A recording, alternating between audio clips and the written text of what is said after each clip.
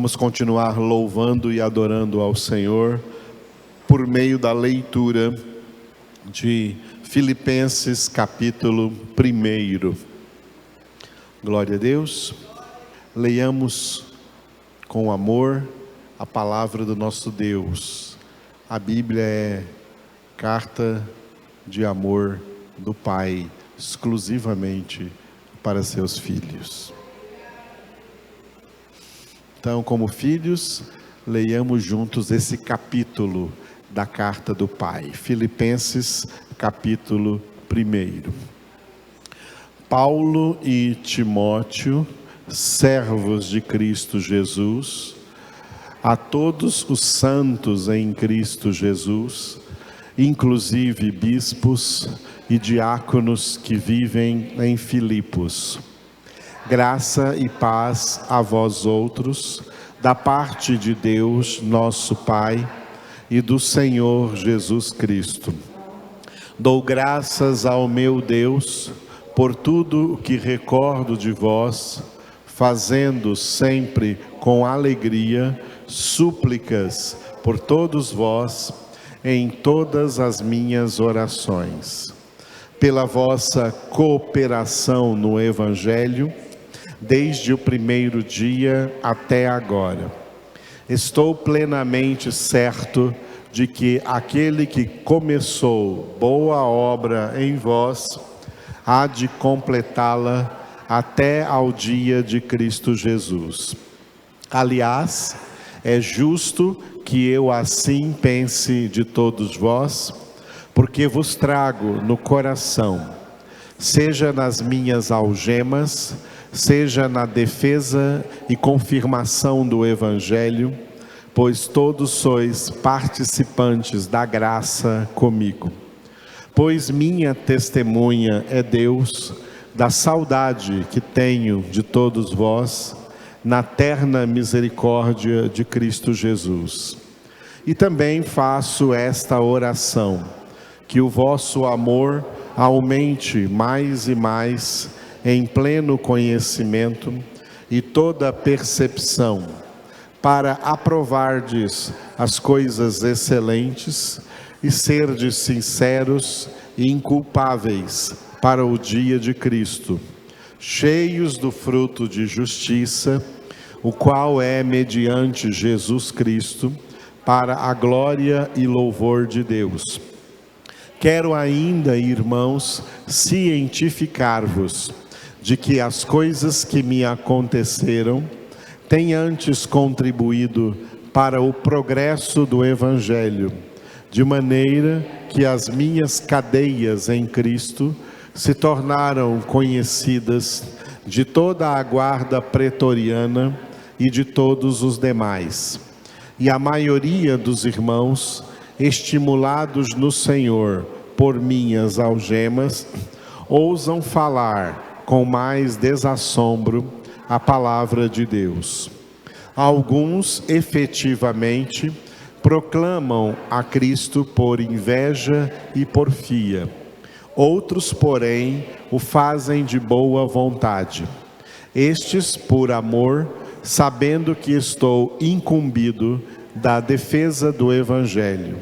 Aqueles, contudo, pregam a Cristo por discórdia, insinceramente, julgando suscitar tribulação às minhas cadeias. Todavia, que importa, uma vez que Cristo, de qualquer modo, está sendo pregado, quer por pretexto, quer por verdade, também com isto me regozijo. Sim, sempre me regozijarei, porque estou certo de que isto mesmo, pela vossa súplica e pela provisão do Espírito de Jesus Cristo, me redundará em libertação, segundo a minha ardente expectativa e esperança de que em nada serei envergonhado. Antes, com toda a ousadia, como sempre também agora, será Cristo engrandecido no meu corpo, quer pela vida, quer pela morte. Porquanto, para mim, o viver é Cristo e o morrer é lucro. Entretanto, se o viver na carne traz fruto para o meu trabalho, já não sei o que hei de escolher. Ora, de um e outro lado, estou constrangido, tendo o desejo de partir e estar com Cristo, o que é incomparavelmente melhor. Mas, por vossa causa, é mais necessário permanecer na carne. E convencido disto, estou certo de que ficarei e permanecerei com todos vós para o vosso progresso e gozo da fé, a fim de que aumente, quanto a mim, o motivo de vos gloriardes em Cristo Jesus, pela minha presença de novo convosco. Vivei, acima de tudo, por modo digno do Evangelho de Cristo, para que, ou indo ver-vos, ou estando ausente, ouça no tocante a vós outros, que estáis firmes em um só Espírito, como uma só alma, lutando juntos pela fé evangélica, e que em nada estáis intimidados pelos adversários. Pois o que é para eles prova evidente de perdição, é para vós outros de salvação, e isto da parte de Deus. Porque vos foi concedida a graça de padecerdes por Cristo, e não somente de crerdes nele, pois tendes o mesmo combate que vistes em mim, e ainda agora ouvis que é o meu. O tema que nós vamos meditar hoje, neste primeiro capítulo de Filipenses, é um tema forte, é um tema que não é leite espiritual, é um tema que é alimento sólido. E por essa razão, pessoas espiritualmente imaturas, que não suportam o alimento sólido, que só gostam de leitinho espiritual, podem não compreender, podem achar difícil, podem achar pesado. O plano de Deus na nossa salvação não é que permaneçamos crianças espirituais, não é que permaneçamos apenas pessoas imaturas espiritualmente e que se alimentem só de leite espiritual. O plano de Deus na nossa salvação é que nós cresçamos, e tem uma meta de crescimento. A meta de crescimento é a estatura da maturidade de Cristo. Esse é o plano de Deus. E quando somos levados ao crescimento, vamos deixando de lado aquelas coisas que são meramente leite espiritual e nos alimentar daquilo que é alimento sólido na palavra de Deus. A palavra tem leite espiritual, mas a maioria da palavra não é de leite espiritual. A maioria da palavra é de alimento sólido. E a ordem para nós é crescer. Foi a última participação do apóstolo Pedro na Bíblia Sagrada, em 2 Pedro, capítulo 3, versículo 18. Crescei na graça e no conhecimento de nosso Senhor e Salvador Jesus Cristo. Esse tema forte, então, repito de novo, eleição da graça. Todo mundo sabe que pela graça é que nós somos salvos. Como está escrito em Efésios capítulo 2, versículo 8. Pela graça sois salvos mediante a fé, e isso não vem de vós, é dom de Deus. Só que, vamos ver aqui um versículo, daqui a pouco, em Romanos capítulo 11, que o apóstolo Paulo declara que a graça ela não salva todo mundo. Ela elege quem ela vai salvar. A graça elege quem ela vai salvar. A graça escolhe quem ela vai salvar. E é isso que se chama então, nesse capítulo de Romanos que vamos ler daqui a pouco, a eleição da graça. Glória a Deus. Muito bem. E é por isso que muita gente imatura não entende, porque a imaturidade espiritual guarda, reserva para ela e para as pessoas que estão nessa imaturidade algumas doutrinas falhas, algumas doutrinas erradas. E uma das doutrinas erradas que fica sempre na cabeça de pessoas imaturas é que Deus enviou o seu Filho ao mundo para salvar o mundo todo. Que o plano de Deus para a salvação é para salvar o mundo todo. Salvar toda a humanidade. Se o plano de Deus fosse para salvar toda a humanidade seria salva, não teria nenhum homem condenado, porque está escrito na palavra de Deus que nenhum dos seus planos pode ser frustrado. Se o plano de Deus fosse para salvar todo mundo, esse plano não poderia ser frustrado. Esse plano não seria frustrado. Porque todo mundo não é salvo? Porque o plano de Deus nunca foi para salvar todo mundo. O plano de Deus foi para salvar aqueles que estão escritos em Efésios capítulo 1, versículo 4. Aqueles que Deus escolheu em Cristo Jesus antes da fundação do mundo, para serem santos e irrepreensíveis diante dele.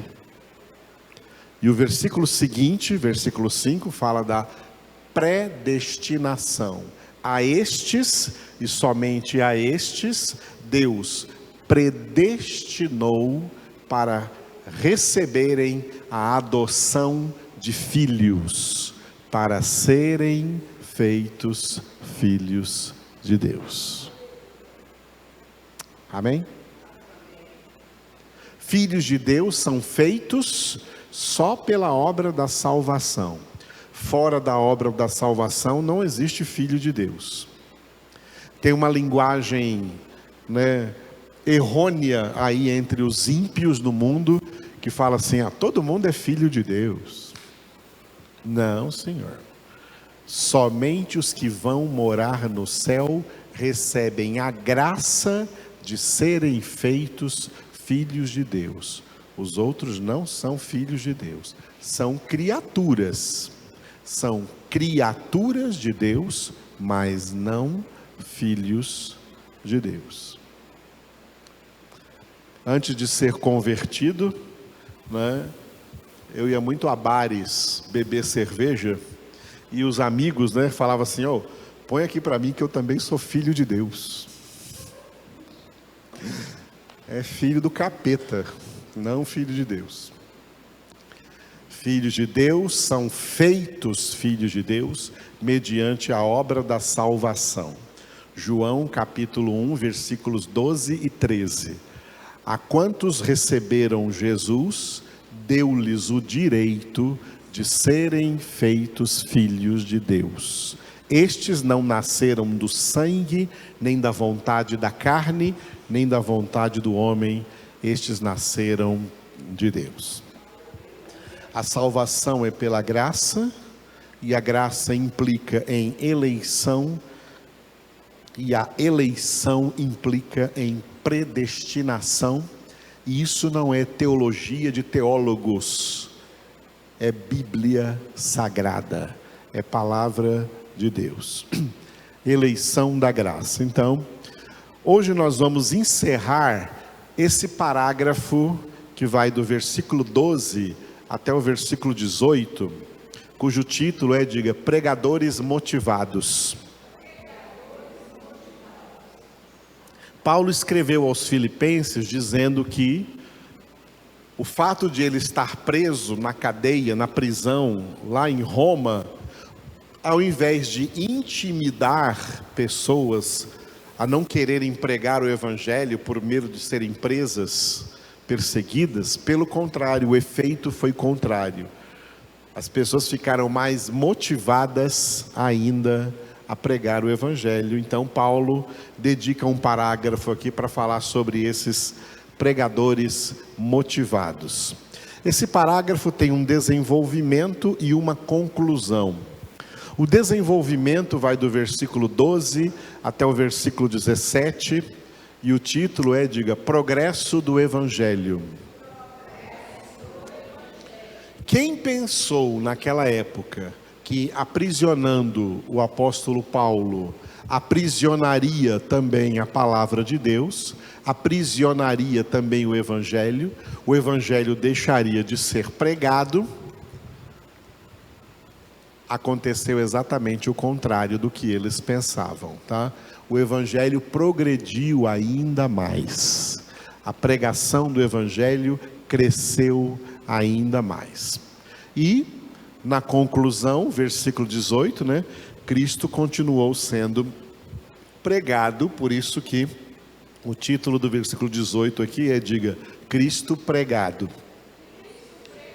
O nome de Jesus Cristo, o Evangelho de Jesus Cristo, a pessoa de Jesus Cristo como Filho de Deus e Salvador, continuou sendo pregado. É pregado no mundo desde o primeiro século e continuará sendo pregado no mundo, embora em meio a dificuldades, nunca se deixará de estar pregando o Evangelho de Jesus Cristo. Esse é o versículo 18 que encerra esse parágrafo, por isso eu coloquei ele agora aí na íntegra para vocês. Paulo disse assim: todavia, que importa? Uma vez que Cristo, de qualquer modo, está sendo pregado, quer por pretexto, quer por verdade, também com isto me regozijo, sim, sempre me regozijarei. Repitam.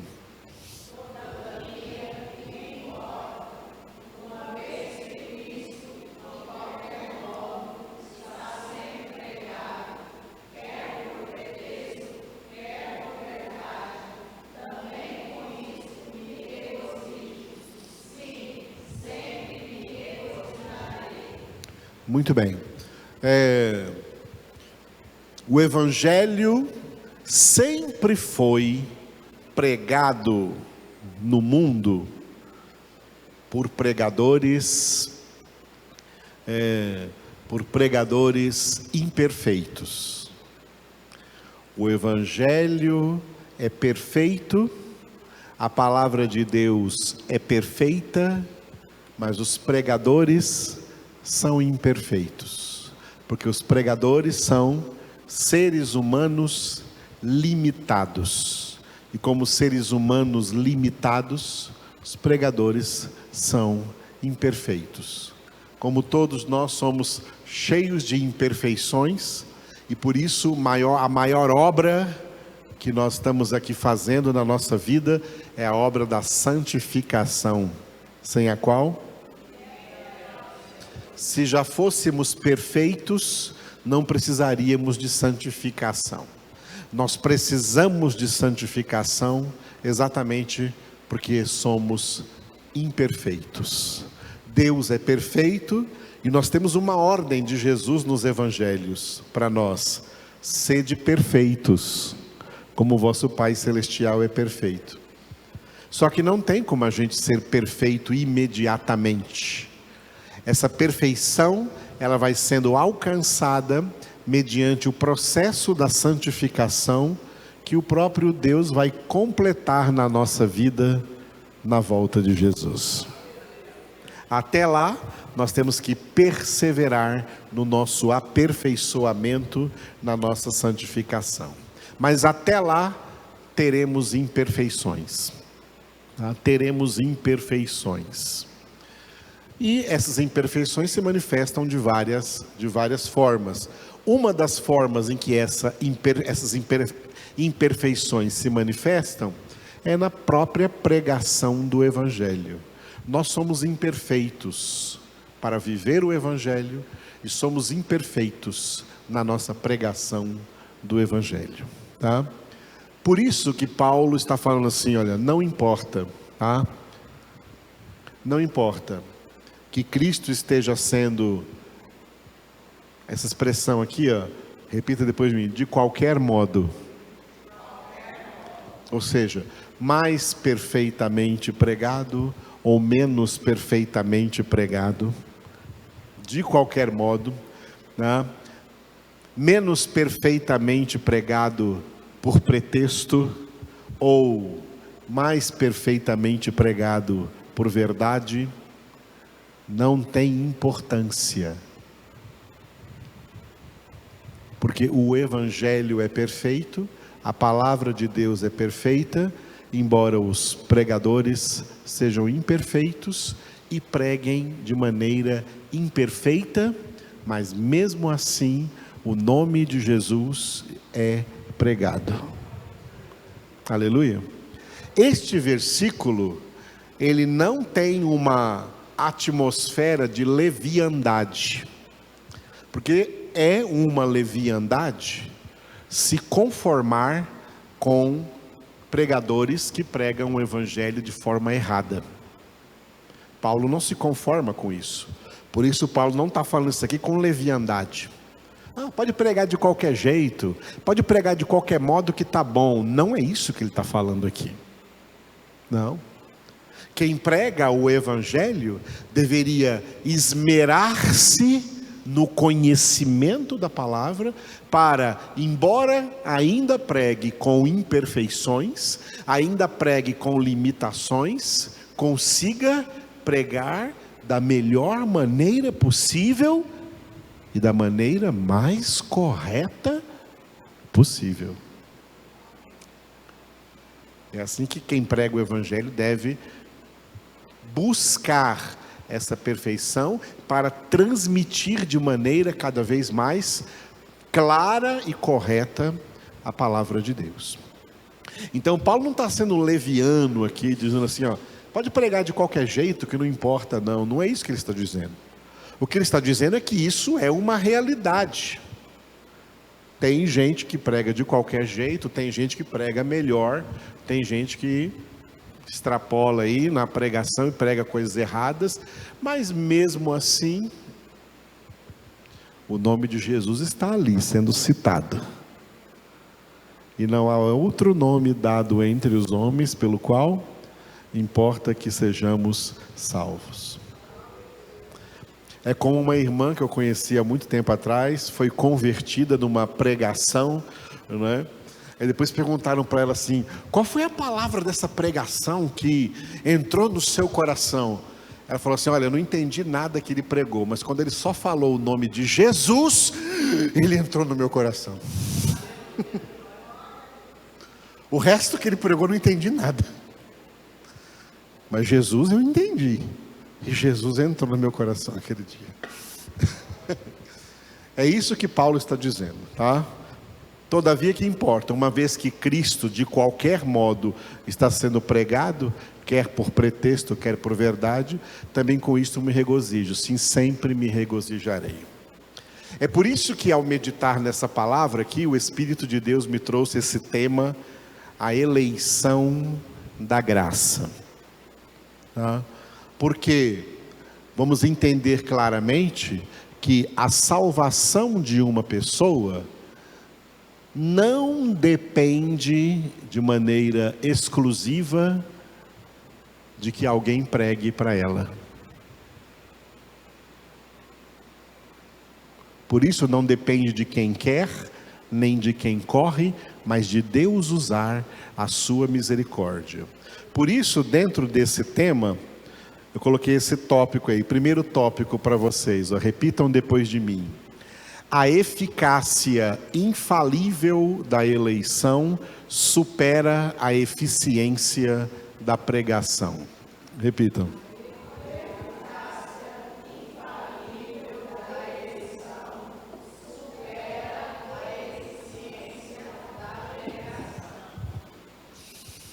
Por mais eficiente que seja a pregação, ela ainda será imperfeita, porque os pregadores são imperfeitos. Mas a eleição é eficaz. Todas aquelas pessoas que Deus escolheu em Cristo antes da fundação do mundo, Deus vai alcançá-las. Só que essas pessoas que Deus escolheu antes da fundação do mundo para serem alcançadas pela graça da salvação, elas sempre serão uma minoria em relação a toda a humanidade. Uma minoria que Jesus chamou de poucos escolhidos, em Mateus. Já decoraram esse versículo? Mateus?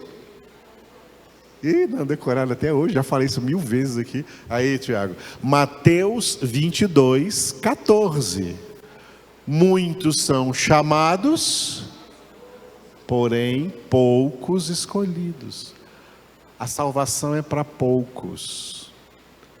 Deus não valoriza a quantidade. É a mente humana decaída que valoriza a quantidade. Deus valoriza a qualidade. E a qualidade que Ele valoriza é santidade. Por isso a salvação é para poucos. Deus não se importa que a maioria seja condenada. Os poucos que serão salvos serão santificados. Porque Ele escolheu a esses poucos na eficácia infalível da sua eleição. Ele os encontra onde estiverem, tá? Isso aconteceu na antiga aliança e está acontecendo na nova aliança. Como que funcionou a eleição na sua eficácia infalível na antiga aliança? Romanos 9, 27, Paulo citou Isaías dizendo assim: ainda que o número dos filhos de Israel seja como a areia do mar, o remanescente é que será salvo. Repitam.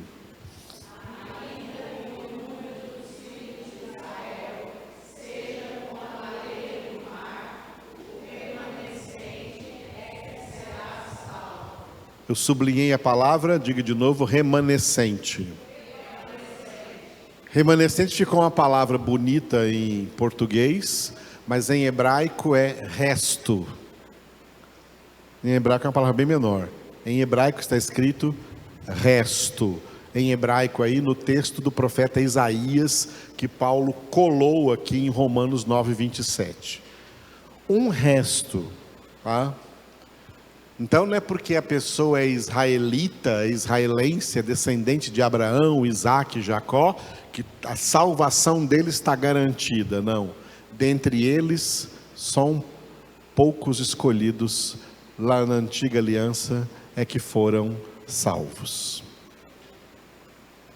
A nova aliança acontece a mesma coisa, a eleição age do mesmo jeito. Romanos 11, 5, Paulo disse assim: assim, pois, também agora, no tempo de hoje, sobrevive um remanescente segundo a eleição da graça. Repitam.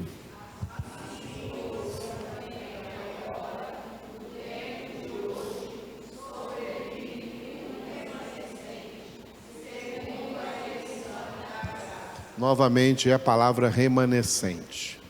Assim como lá na antiga aliança, antes de Cristo, os israelitas eram muitos, os descendentes de Abraão, Isaac e Jacó eram muitos, mas só o remanescente foi salvo. Também na nova aliança, cristãos são muitos, crentes são muitos. Não tantos quanto deveria ser O mundo tem 8 bilhões de seres humanos, e desses 8 bilhões, só 1 bilhão se diz cristão. 1 bilhão se diz cristão.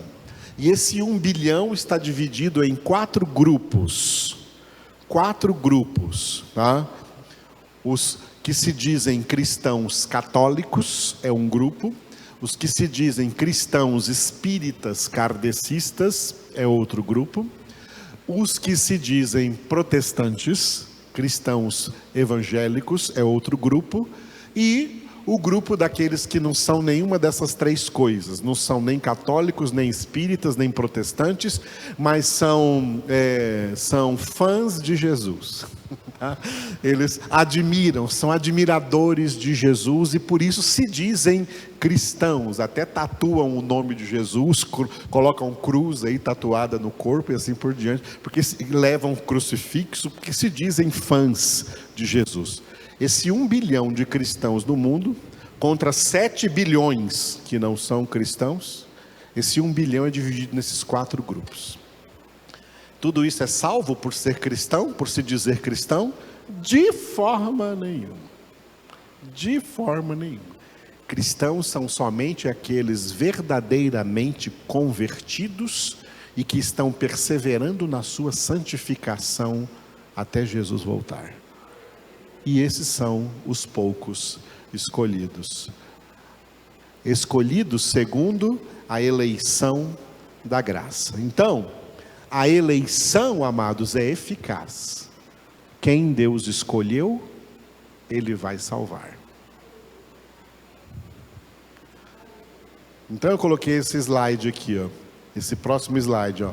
Deus decidiu e planejou antes da fundação do mundo, quando, onde e como alcançaria cada um dos seus eleitos na história.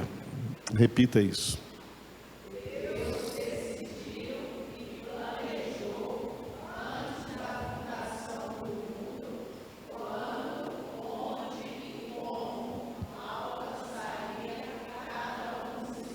cada um dos seus eleitos na história. Muita gente não sabe, mas é isso que Deus está fazendo na história da humanidade. Na história que já passou, na história que está acontecendo agora e na história que ainda vai acontecer até o fim dos tempos. A ação de Deus na história da humanidade é alcançando cada um daqueles que Ele escolheu em Cristo para a salvação. Não importa quando, ou seja, em que período da história essa pessoa viva, não importa onde essa pessoa estiver, em que circunstâncias ela estiver vivendo, e como alcançá-las, tudo isso é determinado por Deus. Tá? Tudo isso é determinado por Deus. Mas toda essa forma de como Deus decidiu alcançar essas pessoas, estão divididas da seguinte forma. Vamos colocar pela primeira. A primeira aqui é muito excelente. Repita depois de mim. Deus planejou alcançar eleitos pela correta pregação do Evangelho. Repita.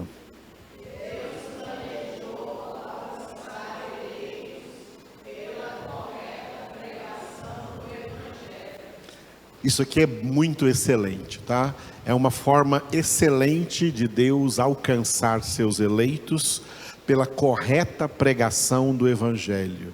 Quando Ele alcança pessoas que ouviram um Evangelho bem pregado, uma palavra bem pregada, uma palavra bem interpretada, interpretada corretamente, não foi heresia que essa pessoa ouviu doutrina correta.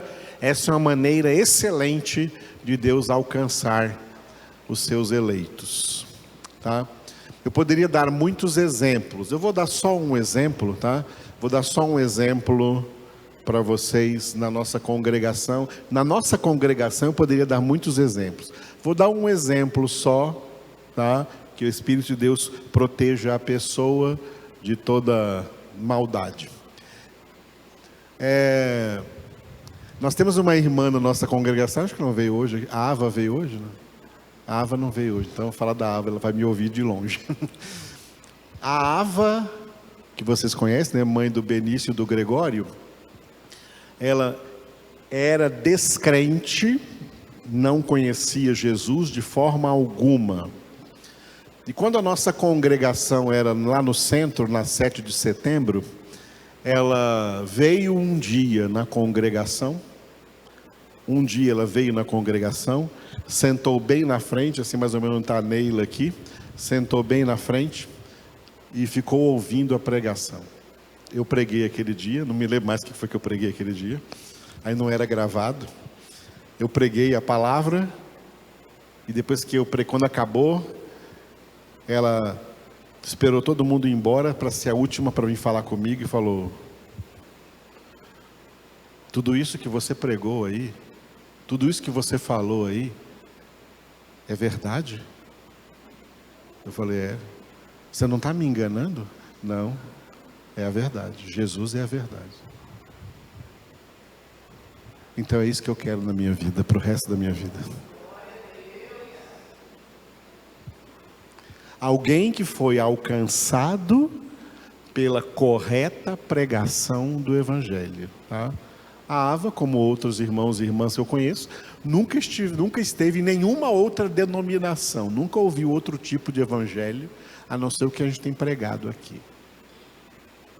E que a gente tenta se esmerar em pregar de forma correta a palavra de Deus.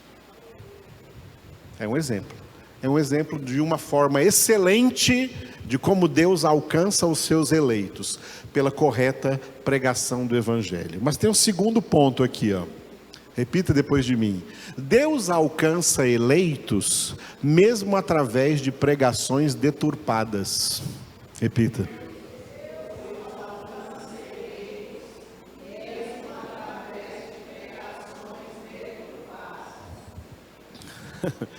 Glória a Deus. Isso aqui não é um elogio leviano a pregações deturpadas. Pregações deturpadas não deveriam existir. Nós temos que ser contra as pregações deturpadas.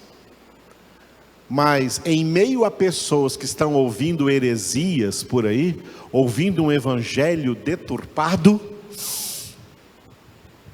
mesmo através disso, Deus pode ainda alcançar alguém. Se Deus falou até através de uma jumenta, Ele fala através de muitos jumentos que tem por aí, disfarçados de pregadores. Deus fala, independente das pessoas, independente de serem hereges, independente dos seus erros, tá? Deus fala, porque é uma pregação deturpada, mas eu garanto que mesmo na pregação deturpada, falou alguma coisa de Deus, falou o nome de Jesus, igual aquela mulher que eu citei agora mesmo.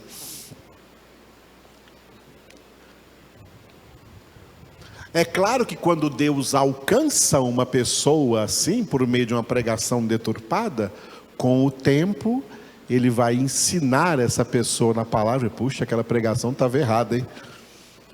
Mas Deus me converteu ali, então glória ao Senhor, porque me converteu, mas agora limpou o erro daquela pregação na minha vida.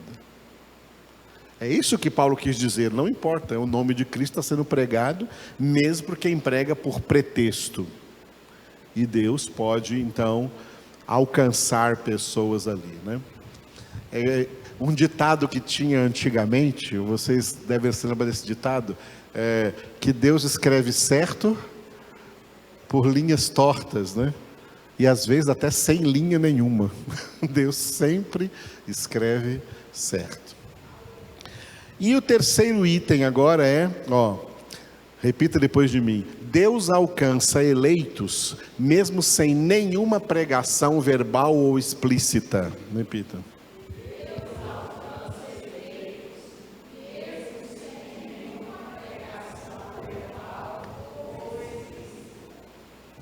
Olha, então, Deus alcança eleitos por pregações corretas, Deus alcança eleitos até por pregações erradas. Falando em pregações erradas, né? Eu fui pregar a palavra uma vez, eu não sei o nome daquele bairro que fica para lá do Filóstro, assim, indo para aquele cemitério novo ali, que eu comprei um lote para minha esposa. Primavera, né? Então, eu fui convidado a pregar numa igreja lá, né? E fui lá e preguei a palavra de Deus. Depois que eu preguei a palavra, veio uma senhora, bem idosa já, eu imagino que ela tinha entre 70 e 80 anos, né? Ela veio no fim da pregação, assim, com os olhos marejados de lágrima, né? Eu posso, meu filho, te dar um abraço? Claro. Oh, meu filho, eu estou aqui nessa igreja porque é mais perto aqui da minha casa, mas eles pregam tudo errado, eles pregam tudo errado.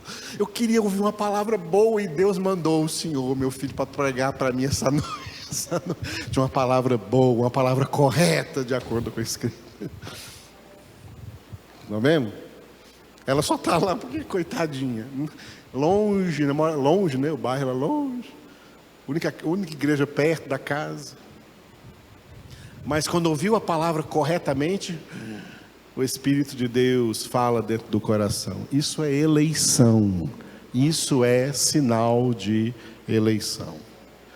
E mesmo sem pregação verbal ou explícita, Deus alcança eleitos. Tá? Não pense que as pessoas só poderão ser salvas se ouvir uma pregação do Evangelho. Como que alguém vai ser salvo se nunca ouviu uma pregação do Evangelho? Você está limitando a ação de Deus à pregação?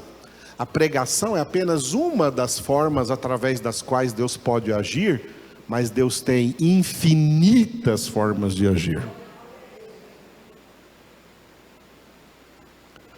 Quem pregou para o apóstolo Paulo? Ninguém era doido. O próprio Jesus foi que chegou lá e pregou para ele, na estrada de Damasco. Então eu coloquei aqui 3 pontos importantes de como Deus alcança eleitos, mesmo sem nenhuma pregação verbal ou explícita. Primeiro, diga, testemunho cristão. Por meio do testemunho cristão, testemunho silencioso, testemunho sem palavras, por ver o nosso comportamento, por ver o nosso testemunho de vida, por ver como vivemos, Deus pode alcançar outras pessoas. Olha como Deus usou o apóstolo Pedro, por exemplo, para falar assim. Eu não coloquei o slide, mas vocês têm na Bíblia de vocês aí. 1 Pedro capítulo 3, versículo 1. 1 Pedro capítulo 3, versículo 1.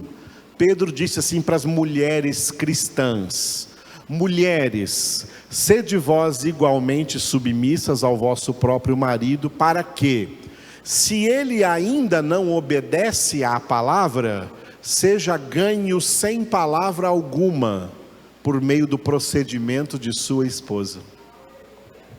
Então é possível que alguém seja ganho sem palavra alguma, só vendo o procedimento do crente, o procedimento daquele que verdadeiramente é convertido. Por isso Jesus disse em Atos 1:8: sereis minhas testemunhas, para que pelo nosso procedimento Deus possa alcançar pessoas e convertê-las a Cristo Jesus. Isso é, diga, testemunho cristão. É uma lástima ver gente que se diz cristão, mas não dá testemunho. Na sua conduta, no seu comportamento, não dá testemunho de cristão. Essa pessoa se torna o contrário. É alguém que serve de escândalo para os outros e deveria amarrar uma pedra bem pesada no pescoço e se lançar lá no rio Araguaia, num lugar bem fundo. Ou pode ser também ali no Lago Corumbá. Então, testemunho cristão. Deus usa o testemunho cristão. É uma pregação, um testemunho cristão, uma pregação sem palavras. Mas Deus usa também o testemunho da criação. Diga, testemunho da criação. A criação, o universo visível criado por Deus, está falando de Deus o tempo todo, sem palavras.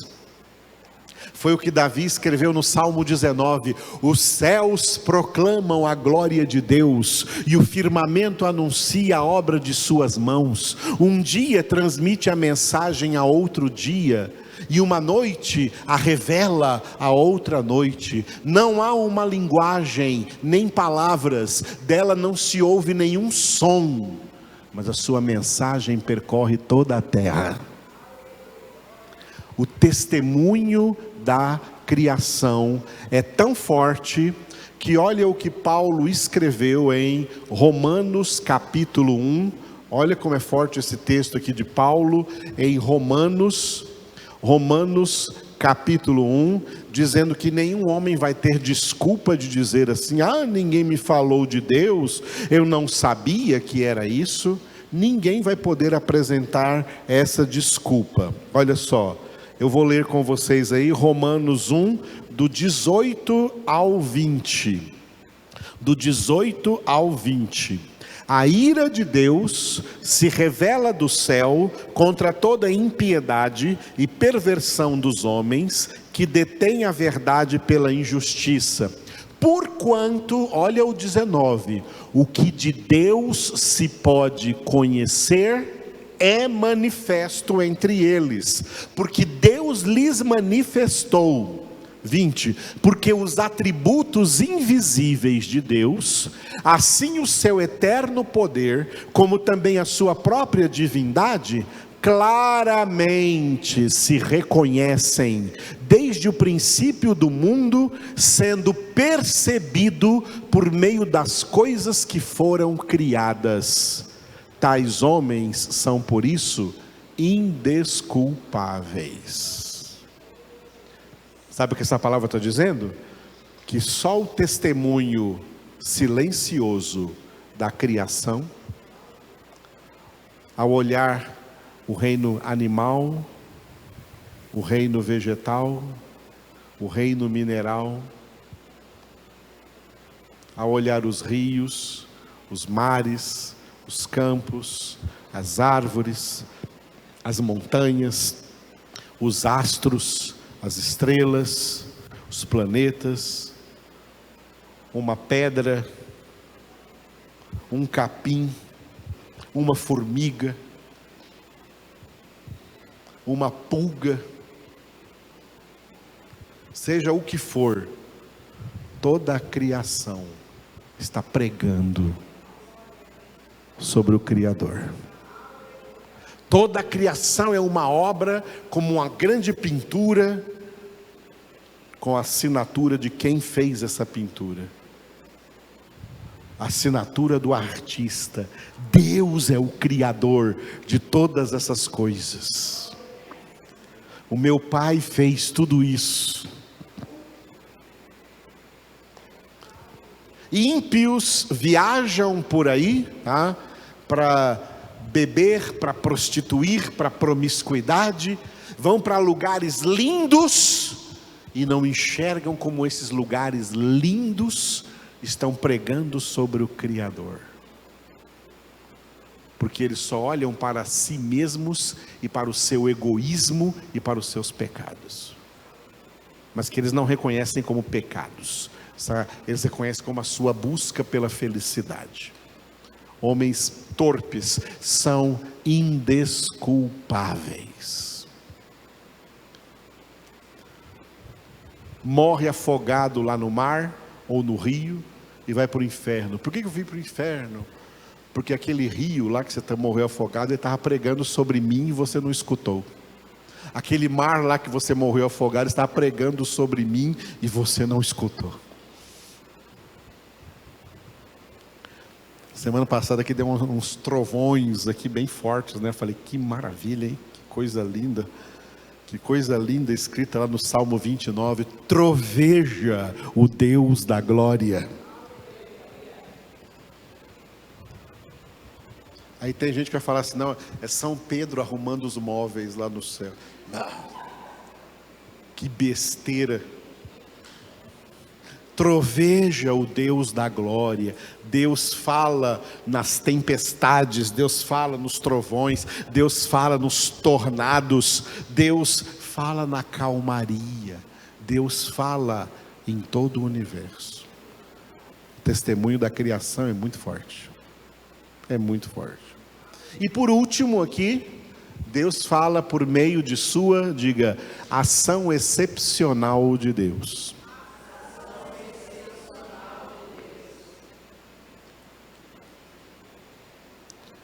Se Deus vê que um eleito só vai ser salvo se ele fizer algo muito especial para ele, porque nenhum pregador vai chegar nele, de alguma forma a palavra não vai chegar nele, só vai chegar se o próprio Deus fizer alguma coisa. Deus sabe muito bem o que fazer. Deus sabe muito bem o que fazer. Faz coisas excepcionais. Por exemplo, eu conheci alguns casos assim, mas teve um que me chamou muita atenção, que aconteceu lá em São Paulo, na cidade de Cubatão, que é uma cidade cheia de indústrias e teve a fama de ser uma cidade mais poluída do Brasil. E perto de uma companhia siderúrgica chamada lá Cosipa, Companhia Siderúrgica Paulista, tinha uma vila que era mais uma favela, um povo muito pobre, muito pobre. E eu fui um dia com alguns irmãos evangelizar aquela favela, de casa em casa, de palafita em palafita, pregando o evangelho.